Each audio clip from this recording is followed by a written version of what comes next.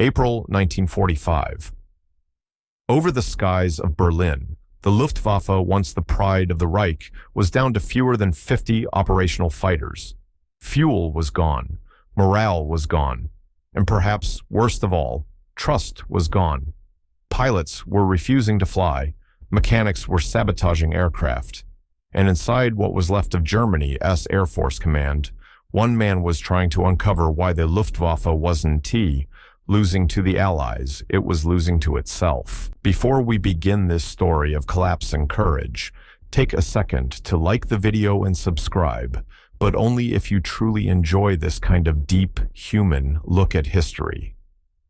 And tell me in the comments where you're watching from. Our viewers join from every corner of the world, and it's just always amazing to see. Now, let us begin. Chapter 1. The sky turns against them. In the spring of 1940, the Luftwaffe was unstoppable. German bombers darkened the skies over Europe. Messerschmitts danced above the clouds like steel predators. France had fallen in weeks. London burned. Every pilot believed that the Reich would last 1,000 years, and the sky itself belonged to Germany. But 5 years later, that same sky had turned against them. By April 1945, the once proud Luftwaffe wasn't a weapon, it was a rumor. The sound of Allied engines filled the air above every German city. The only thing rarer than a functioning German fighter was a pilot still alive to fly it. In the early years, the Luftwaffe's victories had come fast and easy. The Blitzkrieg worked because of coordination tanks, infantry, and planes striking together. But that success was a trap. No one inside the Reich dared admit that Germany's Air Force had been built for short wars, not for years of attrition. Factories were designed for quantity, not endurance. Aircraft like the Bf-109 were fast and deadly, but fragile fine-tuned machines that demanded constant repair, spare parts, and fresh pilots. By 1943, Germany had none of those left. The first cracks showed over Stalingrad. Winter cold froze engines solid, and fuel convoys never made it through. Entire air groups disappeared into the snow, not because of the enemy, but because their planes couldn't take off. When the survivors limped home, they were greeted not as heroes, but as suspects. Why didn't you complete your mission? Why did you lose so many aircraft? Who failed to obey orders? That was the beginning of the witch hunts, a campaign to find traitors and defeatists inside the Luftwaffe's own ranks. Men who'd spent years fighting were suddenly accused of not fighting hard enough. By 1944, every pilot in Germany knew two things: the enemy was everywhere, and the truth was forbidden. Fighter squadrons reported engine failures that were actually sabotage mechanics quietly draining fuel tanks, swapping spark plugs, or loosening control cables. Not out of cowardice, but out of despair. They'd seen too many friends die in planes that shouldn't have been in the air at all. A mechanic named Kurt Reuter, stationed near Cologne, wrote in his diary, "We repair the same planes again and again. We paint over bullet holes that go deeper than steel. We send them back up, knowing they won, to come down alive. I no longer fix machines, I bury men."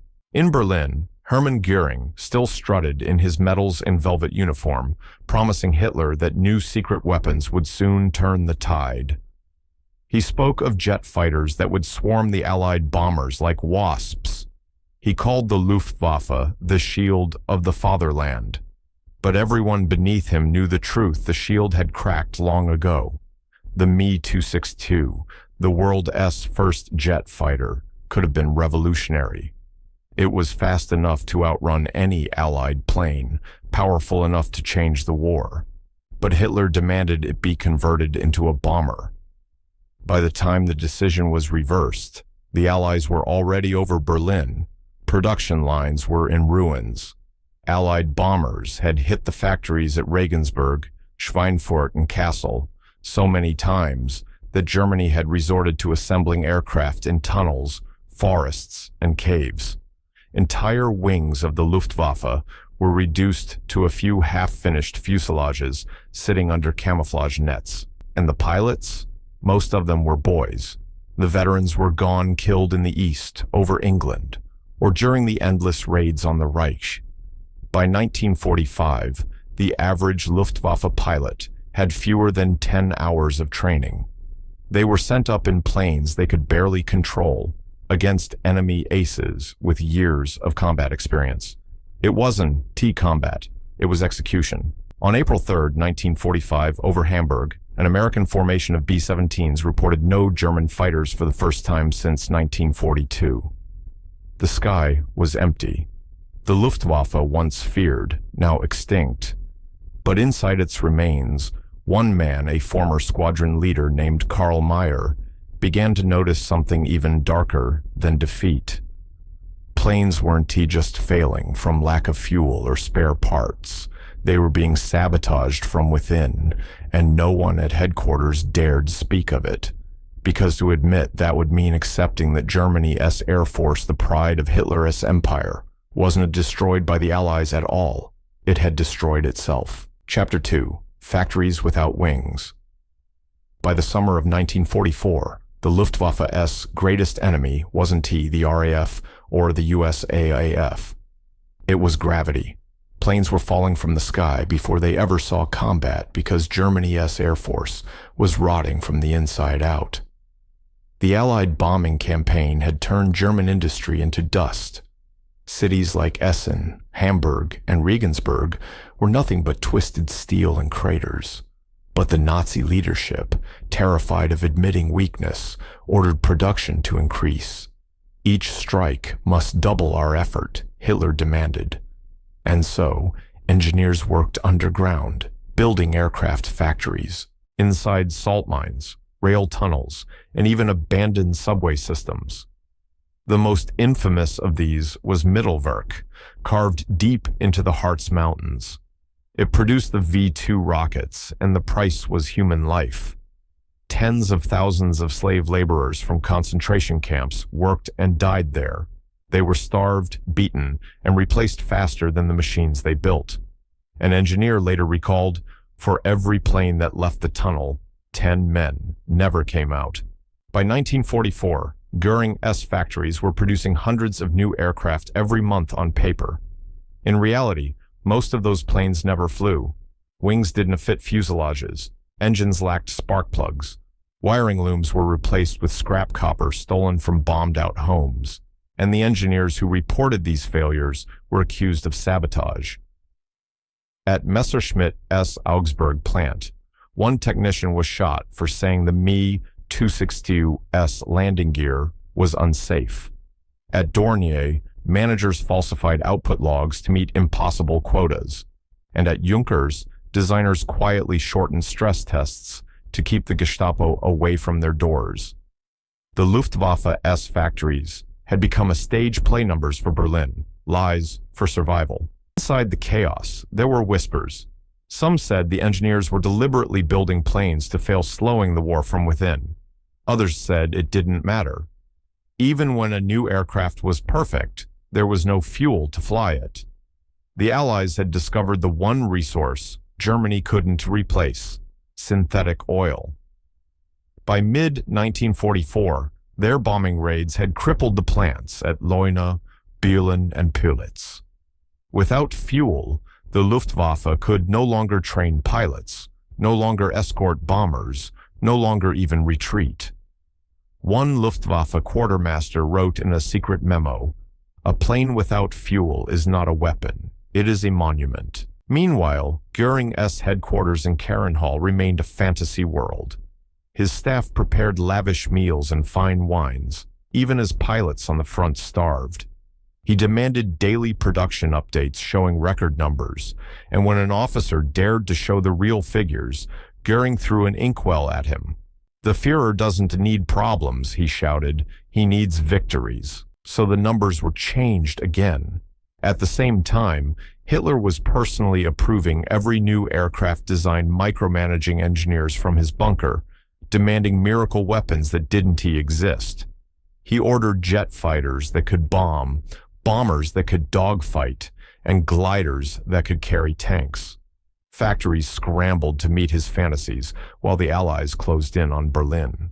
In the ruins of Munich, a young design engineer named Ernst Koenig watched it all unravel. He had once believed in the dream of German aviation speed, precision, beauty. Now he spent his nights calculating how many rivets he could hide from inspection to make quota. Wrote in a letter to his sister, "We are no longer building planes. We are building lies." By the end of 1944, the Luftwaffe-S production reports still looked impressive, hundreds of aircraft completed, dozens of new pilots trained. But everyone on the inside knew the truth.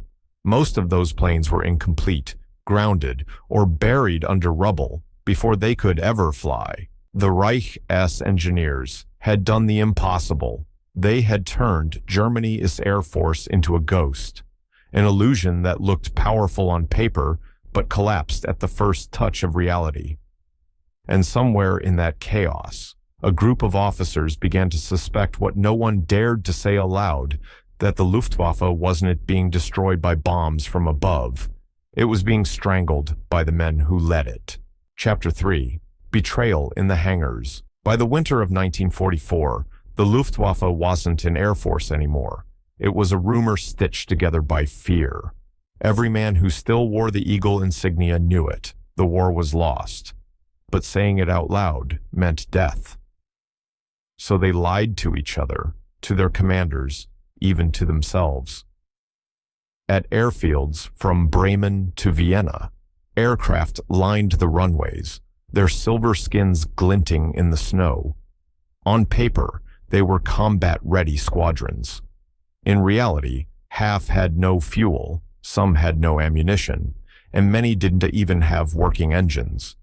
Yet, every morning, officers signed forms certifying all units operational, morale high, readiness confirmed.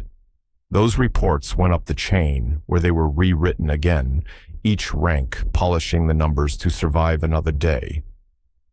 By the time they reached Göring's desk, the Luftwaffe looked alive and well. But inside the hangars, the truth reeked of oil, blood, and betrayal. A flight mechanic named Otto Weber recalled later, "We called them ghost planes. The engines were cracked, the wings patched with plywood, and we still painted them for inspection. The officers didn't want truth. They wanted illusions they could salute. Mechanics started hiding their conscience in small acts. Some drained just enough fuel so pilots couldn't reach their targets, hoping they'd crash land in friendly territory. Others swapped out firing pins, loosened hydraulic lines, or left guns unloaded. To the Gestapo, that was treason. To them, it was mercy." At Fassberg Air Base, a pilot refused a takeoff order after seeing his plane's control cables frayed like string. He was shot for cowardice before sunset. 2 weeks later, another pilot took that same plane into the air. It broke apart on climb-out. Nobody mentioned it again. By this stage, the Luftwaffe wasn't just collapsing, it was eating itself. Commanders accused subordinates of sabotage. Subordinates accused commanders of falsifying reports. Every briefing began with salutes and ended in whispers. Fuel theft became rampant. Officers kept private caches for their cars and heating, draining military reserves. An investigation in late 1944 revealed that an entire Luftwaffe field division in Belgium had less than 50 liters of aviation fuel, while its Colonel's estate had hundreds hidden under haystacks. The report was buried. In some squadrons, pilots resorted to stealing parts from wrecks, building Frankenstein aircraft from 3 or 4 different planes. They joked bitterly that the Reich now stood for reparieren, nicht kämpfen repair, Don-T fight. At the heart of it all was fear and pride. Everyone knew the numbers were lies, but no one dared stop lying. The Luftwaffe-S culture had been built on obedience, on the myth of invincibility. Now it was a prison of denial. When Adolf Galland, one of the last respected commanders, tried to confront Göring about the state of the Air Force, Goering exploded. "You dare question my leadership? You a mere pilot." Galland replied coldly, "No, Reichsmarschall, I question your reality." He was dismissed the next day. By early 1945, sabotage and desertion were everywhere, quiet, invisible, but constant. Pilots flew missions and deliberately missed their targets. Ground crews forgot to tighten bolts or miscalibrated instruments. It wasn't a coordinated rebellion, it was exhaustion turned inward. And amid it all, the propaganda continued. The radio still promised new squadrons forming every week. Newspapers claimed Allied bombers were being shot from the sky in record numbers. But even children knew it was a lie. They could see it. The skies were full of contrails, but none of them German. By March, the situation reached absurdity. At an airfield outside Leipzig, 5 pilots were ordered to fly reconnaissance over the Rhine. Only 2 planes had fuel. The commander flipped a coin to decide who would fly. The others stood on the runway, watching the 2 aircraft vanish into the clouds and never return. Inside one of the last functioning command bunkers, a message circulated between staff officers. The Luftwaffe no longer needs enemies. It has already destroyed itself. It was unsigned, but everyone who read it knew it was true. Chapter 4. The Day the Generals Lied. By February 1945, the air above Berlin was filled with thunder. Not the sound of German bombers, those were long gone, but the endless roar of Allied aircraft circling over a dying empire. The Luftwaffe command bunker beneath the Tiergarten trembled with every impact. But inside, a different kind of explosion was taking place, one made of lies. The walls were lined with maps of Europe that no longer matched reality. Entire squadrons, still marked as active, had ceased to exist months earlier. Airfields that were smoking craters were still listed as operational. And at the center of it all sat Hermann Göring, surrounded by aides too, afraid to tell him the truth. Each morning, his staff delivered victory reports, dozens of Allied bombers shot down, new fighters produced, new squadrons trained. He would scan them, nod proudly, and say, "You see, the Führer will have his miracle yet." But everyone in the room knew those victories existed only on paper. The Luftwaffe was already dead, and now its leaders were embalming it in propaganda. In January, Hitler had demanded an exact number. How many fighters do we have to defend the Reich? The real answer was fewer than 200, most grounded by lack of fuel. But Göring told him over 1,000. To maintain the illusion, his generals began an elaborate ritual of deceit. They took the serial numbers of destroyed aircraft and reassigned them to new paper squadrons. They duplicated radio call signs, creating the illusion of multiple flights where only one existed.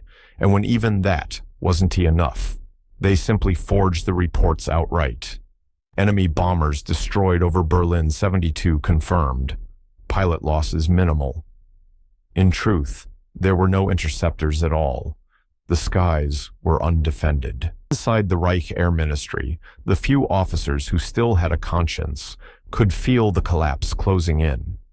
They watched Göring brag about new jet squadrons that didn't exist, Me-262s, that were still missing engines or fuel. They watched him storm through corridors in his silk uniform, perfume masking the stench of ruin, shouting about traitors and cowards. One of his adjutants muttered under his breath, "The Reich has lost the war. Only Göring hasn't heard the news." But silence was survival. Speaking the truth in 1945 was a death sentence. Even Hitler himself had started to suspect. When Allied bombers destroyed Dresden, he demanded to know why there had been no interception. Göring blamed fog, communications failure, temporary fuel shortage, anything but reality. In his rage, Hitler screamed, "Then you are lying to me, Hermann." To which Göring replied, "Mein Führer, I would rather die than deceive you." It was the biggest lie of his life, and everyone in the room knew it. Behind the curtain of false reports, the real airmen were dying in silence. Fuel trains were bombed daily, pilots slept in frozen cockpits, and mechanics used motor oil mixed with cooking grease to keep engines running. The Luftwaffe's last active fighter wings, JG-7 and JG-301, were flying with teenage recruits who barely knew how to land. One of them, Lieutenant Hans Gruber, wrote home from his base near Magdeburg. "They tell us we are Germany's last defense, but the skies are empty. I think we are only defending an idea that no longer exists." He never came back. By March, the deception had become self-sustaining. Reports went up, medals came down, and nobody cared if either was real. The Luftwaffe's final stand was a bureaucratic illusion, one that let Göring keep his titles while his men starved. In the end, he didn't just fail to defend Germany. He helped destroy the very air force he had once built. On April 23, 1945, Göring sent a telegram to Hitler's bunker, claiming the Luftwaffe still had thousands of aircraft ready for combat. That same night, his officers packed their suitcases and burned their records. They knew what was coming: the end and the reckoning. The Luftwaffe's collapse wasn't as sudden. It was slow, deliberate, smothered under layers of pride and denial. A whole military branch had become addicted to lying, and once that poison spread, it killed from the inside out. But among all those lies, one man, a former squadron leader named Karl Mayr, now grounded in Bavaria, still believed there was truth worth dying for. He was watching his men desert, his planes disintegrate, and his homeland vanish. And soon, he would face a choice that no pilot should ever face, whether to keep flying for a lie or to crash it himself. Chapter 5.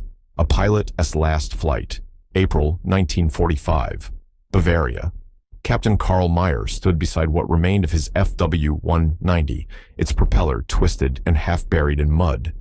The war had lasted 6 years. His aircraft would not survive 6 more days. Around him, the airfield smelled of burnt oil and despair. His men were exhausted, their uniforms faded to gray dust. The Luftwaffe's motto, Adler über alles, the eagle above, all now sounded like a joke, carved on a tombstone. That morning, Berlin had radioed its final order. Hold your ground, no surrender. Victory is near. But everyone knew it was over. Fuel was gone, ammunition gone, and the only thing still flying was denial. Mayr looked at his crew chief, a boy no older than 17. The kid was holding a wrench and shaking, whispering, "Sir, the tanks are empty. We can't even taxi." Mayr nodded. Then maybe that S for the best. He walked to the operations tent. On the table lay the flight roster names of pilots already dead, crossed out in pencil. Beside them were the next missions Hitler still expected to be flown: strike Soviet bridgehead near Torgau, interdict enemy armor approaching Dresden. All nonsense. There was nothing left to strike. The Soviets were already in the suburbs. Mayr took his pencil and wrote in the margin, "No flight possible. Fuel exhausted." Then, without thinking, he signed his name, knowing it could be his death warrant. That afternoon, an SS liaison officer arrived. His black uniform was spotless. His boots shined like mirrors. He read Mayr's note and tore the page from the logbook. "Captain Mayr, this constitutes defeatism. You will prepare your unit to fly within the hour." Mayr stared at him and said, "With what fuel, Herr Obersturmführer? With prayers?" The officer didn't answer.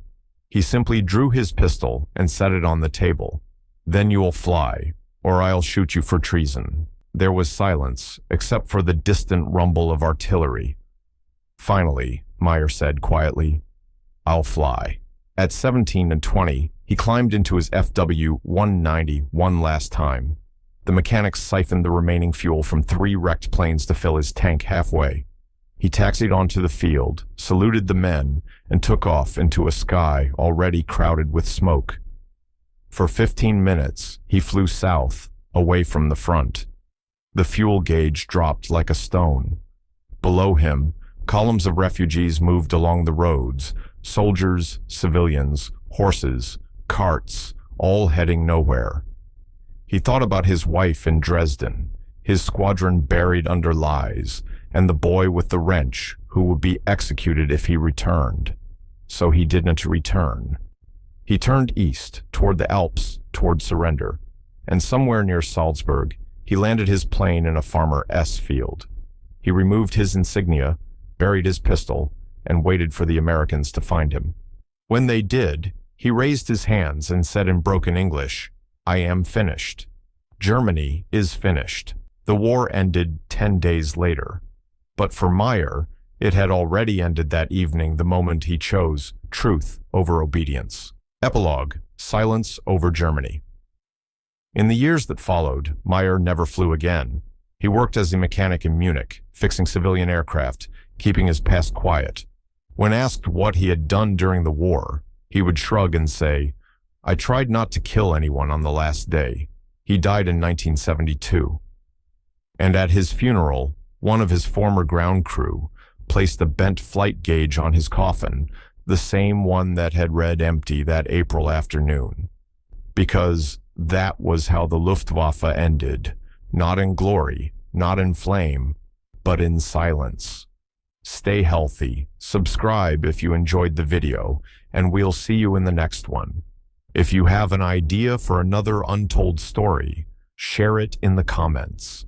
Your voice helps keep their memory alive.